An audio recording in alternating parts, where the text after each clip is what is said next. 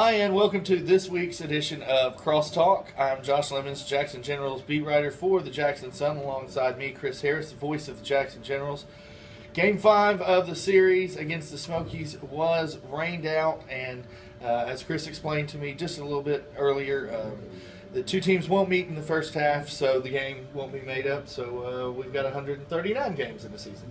Yeah, just 139. But yeah, no, because you play two halves in minor league baseball, so the two teams don't meet again, I think, to the first series after the All-Star break. So the game not going to be made up, and, to be honest, I'm kind of happy to see the Smokies go. We helped them pack their luggage to get out of here, and it was a tough series. I mean, you give up combined 77 runs were scored in this series, and they scored 50 of those runs pretty much, and it was a tough series to really get those guys out. And it's hard to believe that since 2008, when the league went to 5-game series, this is the most runs scored, and they didn't even get Game 5 in. Right. Yeah, I mean, it's a bizarre series. I mean, I've been here since 2009. I've never seen a series quite like it. I mean, the 17-13 game on Sunday was just absolutely nuts. And then, last night. But you look at that lineup for the Smokies, and we don't often talk about some of the players that come in as much, but that roster for Tennessee is unbelievable. If you're a Chicago Cubs fan, you've got to be excited when you look at what Javier Baez is doing right now with the AAA Iowa, and then you see Bryant and Jorge Soler and Silva and Steven Bruno. I mean, it's incredible. Yeah.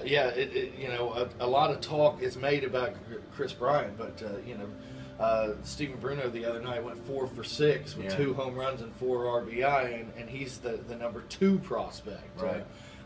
What I did enjoy about this series, even though it was a loss, is we got to witness Southern League history, Chris. We did. With the 77 runs, we also almost saw a record last night with triples. There was 5, and then that 17-13 game.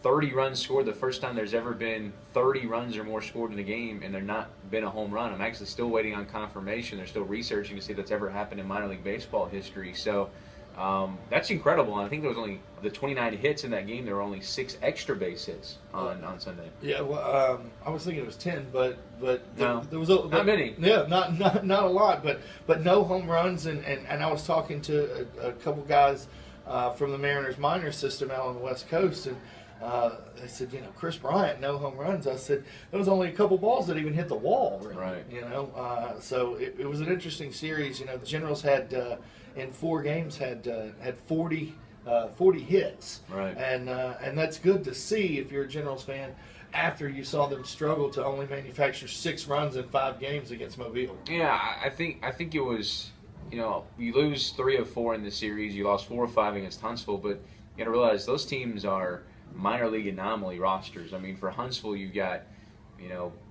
10 of the top 20 prospects for the Milwaukee Brewers on that roster. Here with Tennessee, talked about Bryant, who was the 2nd overall pick by the Cubs last year, signed for $7 million. Jorge Soler, a kid from Cuba, they gave $30 million to last year, a 9-year contract. So you played pretty much the best 2 teams in the league this last 2 series. You struggled, but, you hope you learned from it. I don't think the pitching is going to be quite as bad. I think Victor Sanchez, getting him back in the rotation. Landon Zuri is getting really close. Tyler Olson will start the series opener against Montgomery. He struck out 10 in his last outing. So I think, this team's still in, first half, you're 10 games back. You just want to build for that second half. You've added Patrick Kivlahan. You probably got some more additions coming. So you just want to build to have a strong second half. Mickey Wiswall's coming along after missing all of 12.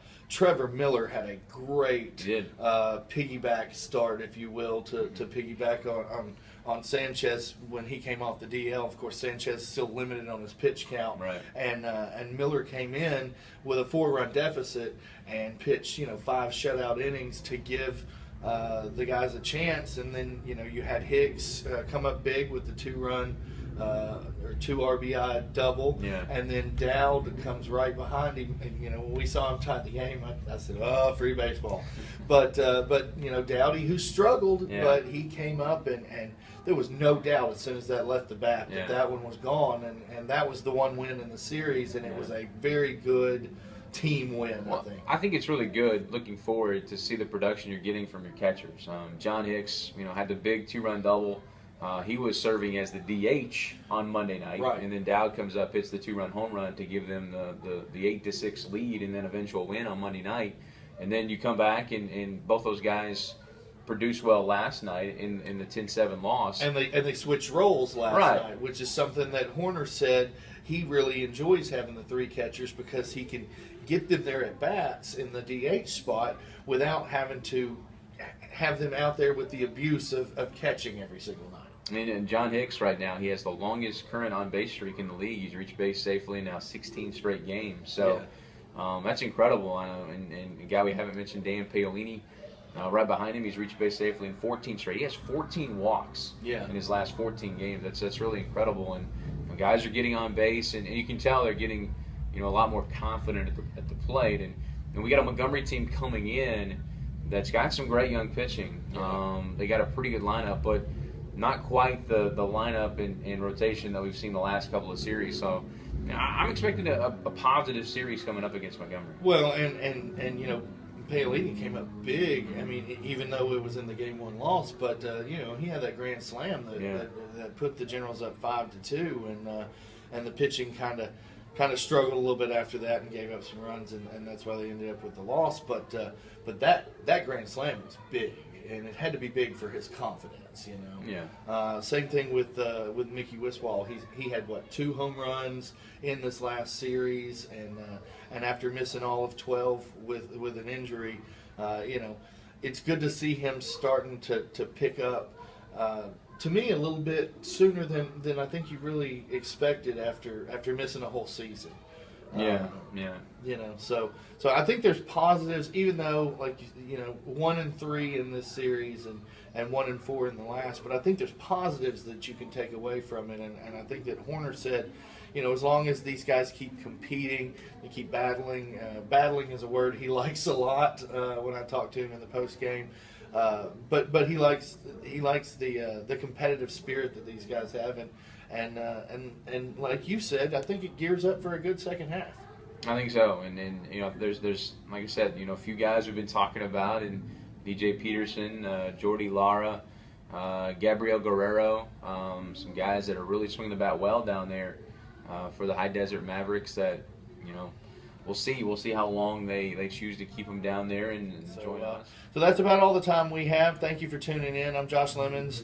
This is Chris Harris. This is Crosstalk. We'll see you next series.